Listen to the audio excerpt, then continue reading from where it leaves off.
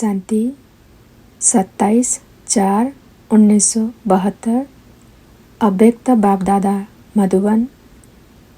Lucky और lovely बनने का पुरुषार्थ। अपने को लवलीएस्ट और लकीएस्ट दोनों समझते हो। लवली भी हो और लकी भी हो, ये दोनों ही अपने में समझते हो तो सदा निर्विघ्न लग्न में मग्न अवस्था का अनुभव करेंगे। अगर सिर्फ लकी है लेकिन लवली नहीं है तो भी सदा लगन में मग्न रहेंगे लेकिन निर्विघ्न अवस्था का अनुभव नहीं करेंगे। और सिर्फ लवली है, लकी नहीं तो भी जो अवस्था सुनाई उसका अनुभव नहीं कर पाएंगे। इसलिए दोनों की आवश्यकता है। लवली और लकी दोनों की प्राप्ति के लिए मुख्य 3 बातें आवश्यक है। अगर वह तीनों बातें अपने में अनुभव करेंगे तो लकी और लवली जरूर होंगे। वह 3 बातें कौन सी है जिससे सहज ही यह दोनों स्थिति अनुभव कर सकते हो। लक को बनाया भी जा सकता है, वह बना हुआ होता है। अपने को लकी बना सकते हो, वह पहले से जो लकी बने हुए हैं वही बन सकते हैं। अपनी लक बनाई जा सकती है, वह बनी हुई के ऊपर चलना होता है। तकदीर को चेंज कर सकते हो, वह नहीं। अनलकी से लकी बन सकते हो। लक बनाने के लिए पुरुषार्थ की मार्जिन है। किसी ने कहा हाँ, तकदीर जगा कर आए हो, वह तकदीर जगाने के लिए आए हो। तकदीर जो जगी हुई है वह साथ ले आए हो ना, फिर क्या बनाएंगे। तकदीर जो जगा कर आए हैं उस अनुसार ही बाप के बने, लेकिन बाप के बनने में ही तकदीर की बात है ना। तकदीर बनाकर भी आए हैं और बना भी सकते हैं। ऐसे जब कोई बात पर ज़्यादा पुरुषार्थ कर लेते हो तो अपने अंदर से कब संकल्प आता है कि मेरी तकदीर में तो यही देखने में आता है। पुरुषार्थ के बाद भी सफलता नहीं होती है तो समझते हो ना तकदीर में यह ऐसा है। सफलता न मिलने का कारण क्या है। अपनी रीति से पुरुषार्थ किया फिर भी सफलता नहीं मिलती तो फिर क्या कहते हो। ड्रामा में ऐसा ही है तो ड्रामा का बना हुआ लक ही ले आए होना। पुरुषार्थी को कभी भी यह समझना नहीं चाहिए कि मेरे पुरुषार्थ करने के बाद कोई असफलता भी हो सकती है। सदैव ऐसा ही समझना चाहिए कि पुरुषार्थ जो किया वो कभी भी व्यर्थ नहीं जा सकता। अगर सही प्रकार से पुरुषार्थ किया तो उसकी सफलता अब नहीं तो कब मिलनी जरूर है। असफलता का रूप देखकर समझना है कि यह परीक्षा है। इससे पार होने के बाद परिपक्वता आने वाली है तो वह असफलता नहीं है, लेकिन अपने पुरुषार्थ के फाउंडेशन को पक्का करने का एक साधन है। कभी भी कोई चीज़ को मजबूत करना होता है तो पहले उसको फाउंडेशन को ठोका जाता है, ठोक कर पक्का किया जाता है। वह ठोकना ही परिपक्वता का साधन है। तो कब भी अपने व्यक्तिगत पुरुषार्थ में व संगठन के संपर्क में व ईश्वरीय सेवा में, तीनों प्रकार के पुरुषार्थ में बाहर का रूप असफलता का दिखाई भी दे तो ऐसे ही समझना चाहिए कि यह असफलता नहीं लेकिन परिपक्वता का साधन है।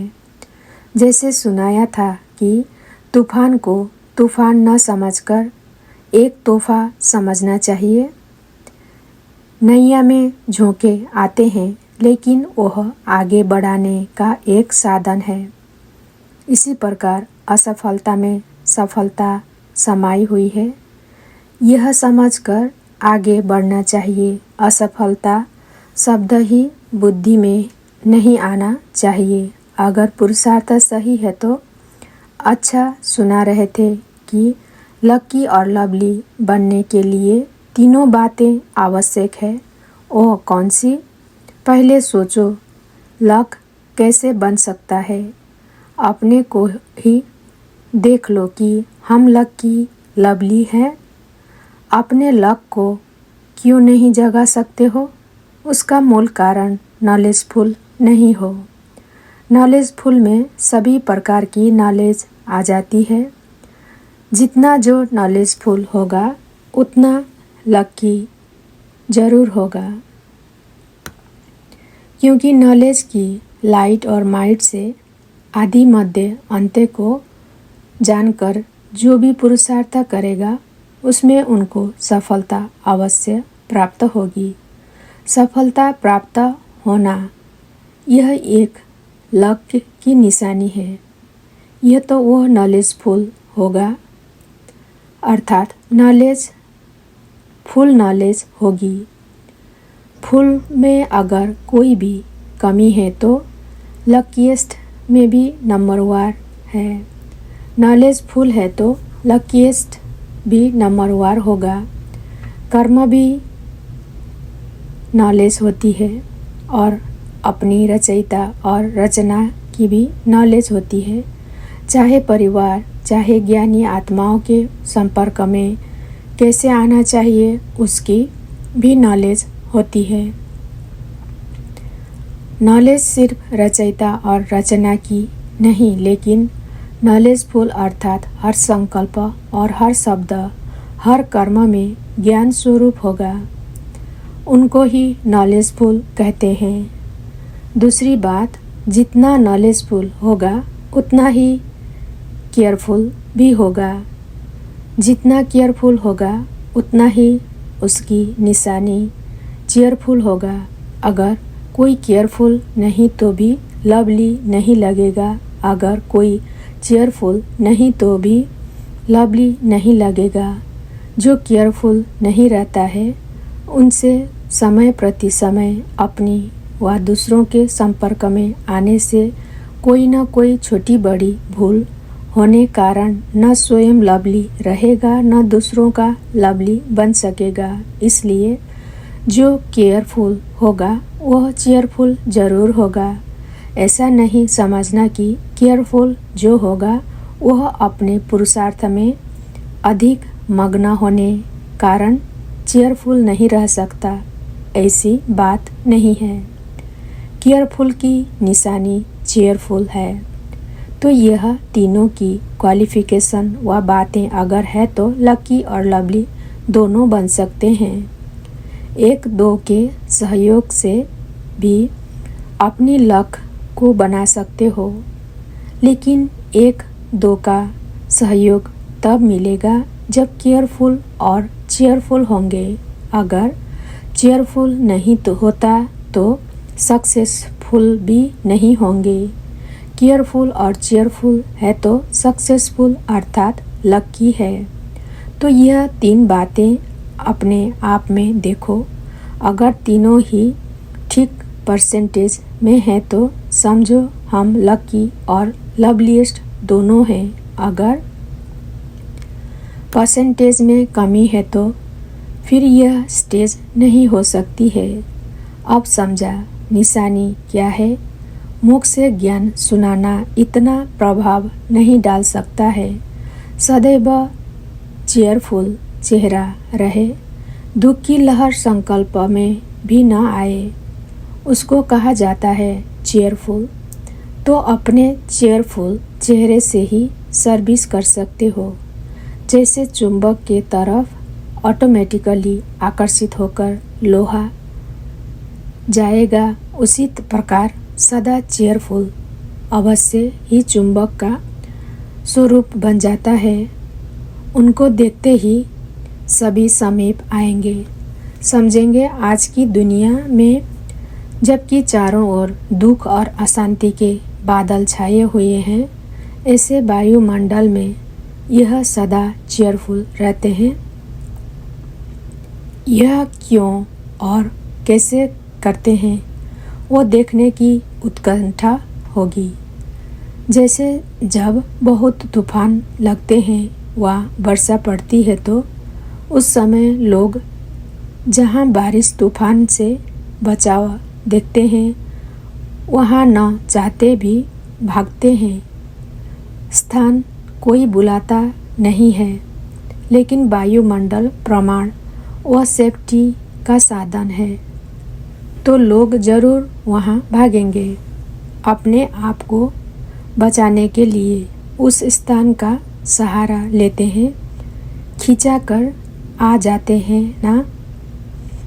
तो ऐसी ही समझो, वर्तमान समय चारों ओर माया का तूफान और दुख के बादल गरज रहे हैं। ऐसे समय में सेफ्टी के साधन को देख आपकी तरफ आकर्षित होंगे।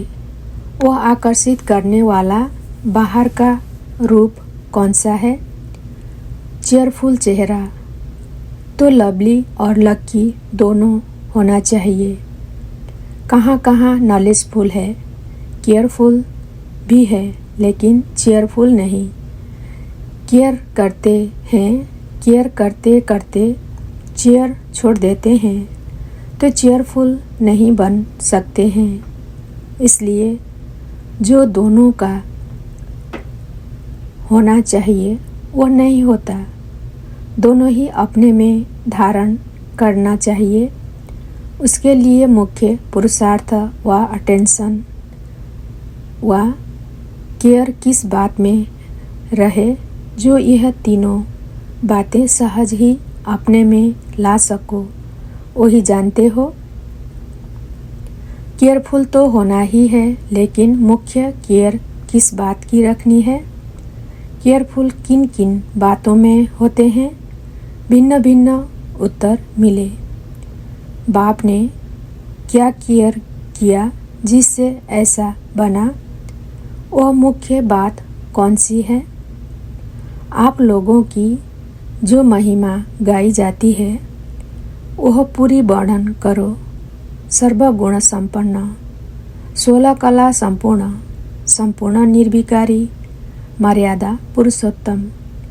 जब मर्यादाओं का उल्लंघन होता है तभी केयरलेस होते हैं। आप लोगों के संपूर्ण स्टेज का जो गायन है, जैसे सीता का मर्यादा की लकीर के अंदर रहने की आज्ञा दी और कोई लकीर नहीं थी, लेकिन यह मर्यादा ही लकीर है। अगर ईश्वरीय मर्यादाओं की लकीर से बाहर निकल जाते हैं तो फकीर बन जाते हैं। अर्थात जो भी कोई प्राप्ति है उससे भिखारी फकीर बन जाते हैं। फिर चिल्लाते हैं जैसे फकीर चिल्लाते हैं, 2 पैसा दे दो, कपड़ा दे दो। ऐसे ही जो मर्यादा की लकीर का उल्लंघन करते हैं उनकी स्थिति फकीर के समान बन जाती है। वह कहेंगे कृपा करो, आशीर्वाद करो, सहयोग दो, स्नेह दो। तो गोया फकीर हो गए ना, लेकिन मेरा अधिकार है। उनको कहेंगे बालक और मालिकपन। अधीन होकर मांगना, फिर कोई भी चीज़ मांगने वाले को फकीर ही कहा जाता है। तो यह जो मर्यादाओं की लकीर है उससे अगर बाहर निकलते हो तो फकीर बन जाते हो, फिर मदद लेनी पड़ती है। वैसे तो जो भी बाप के बच्चे बने हैं तो लकी भी हैं, लवली भी हैं। वह स्वयं ईश्वरीय कार्य में मददगार है ना कि मदद लेने वाले हैं। आप लोगों का मददगार बनने का चित्र भी है, मदद मांगने का नहीं है। भक्तों का चित्र मांगने का ही होता है। बालक सो मालिक जो है वह सदैव मददगार है। जो स्वयं ही मददगार है वह मदद मांग नहीं सकते। वह देने वाले हैं न कि लेने वाले। दाता कब लेता नहीं है, दाता देने वाला होता है। तो अपने आप को एक ही बाप अर्थात राम की सच्ची सीता समझकर सदा मर्यादाओं की लकीर के अंदर रहे। अर्थात यह केयर करें तो केयरफुल रहेंगे। केयरफुल से ऑटोमेटिकली चेयरफुल बनेंगे। तो वह मर्यादाएं क्या क्या है वो सभी बुद्धि में रहनी चाहिए। सवेरे से रात तक कौन कौन सी मर्यादाएं किस किस कर्म में रखनी है वो सभी नॉलेज स्पष्ट होनी चाहिए। अगर नॉलेज नहीं तो केयरफुल भी नहीं हो सकते। तो सीता समझ करके इस लकीर के अंदर रहो। अर्थात जो केयरफुल होगा, मर्यादाओं की लकीर के अंदर रहेगा, वही पुरुषोत्तम बन सकता है। कब देखो चेयरफुल नहीं रहते हैं तो अवश्य कोई मर्यादा का उल्लंघन किया है। मर्यादा संकल्प के लिए भी है, व्यर्थ संकल्प भी नहीं करना है। अगर इस लकीर से बाहर व्यर्थ संकल्प विकल्प उत्पन्न होते हैं तो मानव संकल्प में मर्यादाओं का उल्लंघन किया, तब चेयरफुल नहीं है। ऐसे ही मुख से क्या बोलना है और किस स्थिति में स्थित होकर मुख से बोलना है, यह है मर्यादा वाणी के लिए। अगर वाणी में भी कोई उल्लंघन होता है तो चेयरफुल नहीं रहते। अपने व्यर्थ संकल्प विकल्प ही अपने को चेयरफुल स्टेज से गिरा देते हैं, क्योंकि मर्यादा का उल्लंघन किया। अगर मर्यादा की लकीर के अंदर सदा अपने को रखो तो यह रावण अर्थात माया अथवा विघ्न इसी मर्यादा की लकीर के अंदर आने की हिम्मत नहीं कर सकते।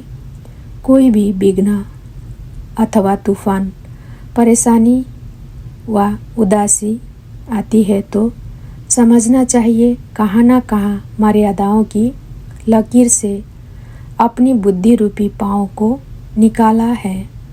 जैसे सीता ने पाँव निकाला, बुद्धि भी पाँव है जिससे यात्रा करते हो। तो बुद्धि रूपी पाँव जरा भी मर्यादाओं की लकीर से बाहर निकालते हो, तब यह सभी बातें आती है और क्या बना देती है, बाप के लकी और लवली को फकीर बना देती है। फकीर बनने की निशानी एक तो आत्माओं से बाप से सहारा मांगेंगे। अपना खजाना जो शक्तियाँ हैं वह खत्म हो जाएंगी। कहावत है लकीर के फकीर। तो ऐसा जो फकीर बनता है वह लकीर के भी फकीर होते हैं। वह शक्तिशाली स्टेज खत्म हो जाती है। भले ज्ञान बोलता रहेगा, पुरुषार्थ करता रहेगा, परंतु लकीर के फकीर के समान अपनी प्राप्ति का नशा व शक्ति जो होनी चाहिए वह नहीं रहेगी। भक्ति मार्ग में भी लकीर के फकीर होते हैं ना।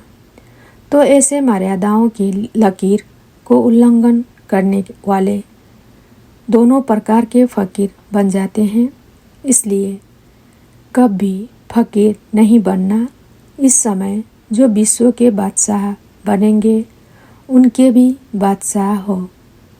जैसे राजाओं का राजा कहा जाता है, वह तो विश्व के राजा जब बनेंगे उस समय की स्टेज को राजाओं का राजा कहा जाता है, लेकिन इस समय ब्राह्मणपन की जो स्टेज है वह डायरेक्ट बाप द्वारा नॉलेजफुल बनने की स्टेज ऊंची है। तो ऐसे स्टेज को छोड़कर फकीर बनना सोचता तो नहीं है ना। इसलिए हर संकल्प और कर्म में यह चेक करो, अर्थात केयर करो, बाहर तो नहीं निकलते। ऐसे अपने को मर्यादा पुरुषोत्तम बनाओ। ऐसे मर्यादा पुरुषोत्तम बनने के तीव्र पुरुषार्थी, नॉलेजफुल, केयरफुल और चेयरफुल श्रेष्ठ आत्माओं को नमस्ते। अच्छा, ओम शांति।